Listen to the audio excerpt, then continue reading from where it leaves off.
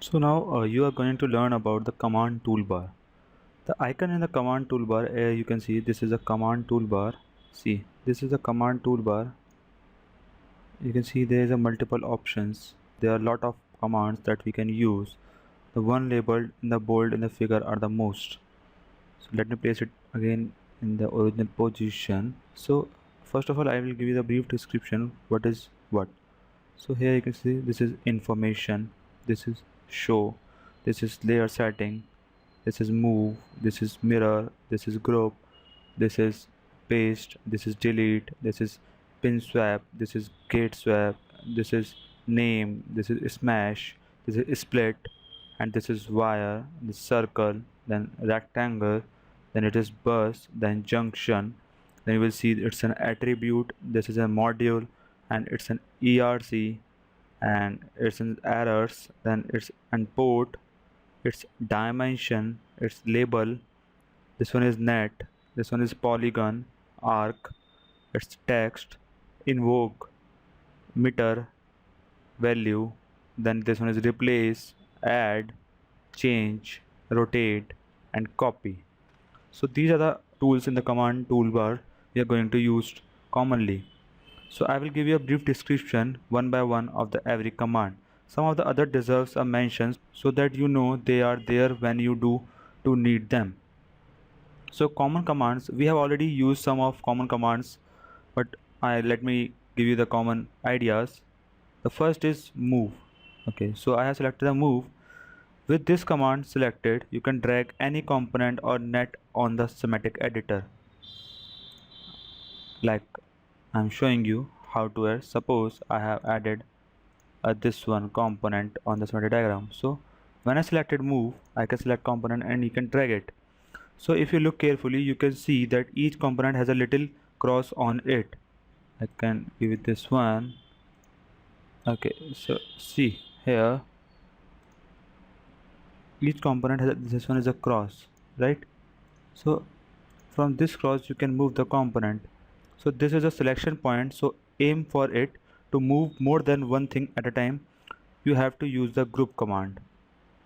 Next I'm going to tell you about the group command. So here you can see the group command can be very baffling when you first come to use it.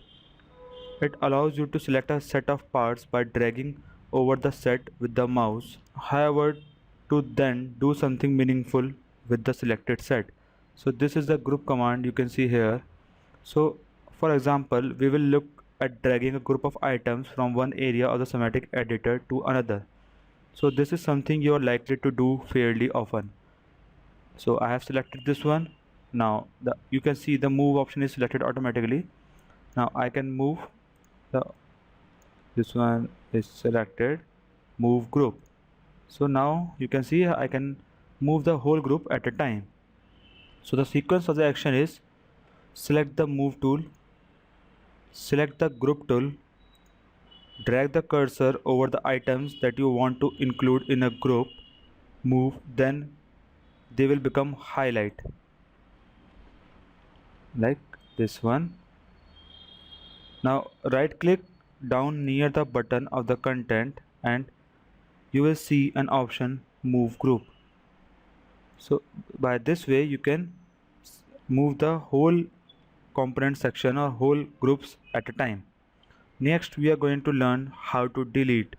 So delete anything you subsequently click on without further warning. You can also carry out these command as a group command. So here it is a delete, or you can see it is like a kind of recycle bin icon. Now if you want to delete it one by one, you can just simply click on it to delete it one by one.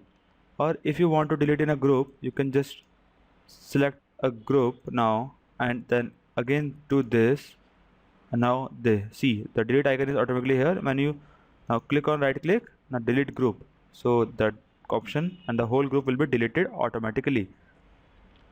So next I am going to tell you how to give a name and value to the components. So these two commands work quite well in the sort of verb noun workflow of the eagle. Having dropped a load of register onto the schematic, you will probably want to go around them setting their names and values. So here when I'm saying just select the move command, right click on it, you can see the name and the value. Here it is the value, right? When I click on the value, you can see it is mentioned the part T1 is no user definable value. You want to change it anyway. So if you want to change the value, you can make it yes, or if it is no, you can make it no. So the value of the transistor is 2 and 2222. So it is predefined by the libraries. In the same way, you can change the value of the ICs. So the value of the IC is LM555N. So it is also a predefined IC.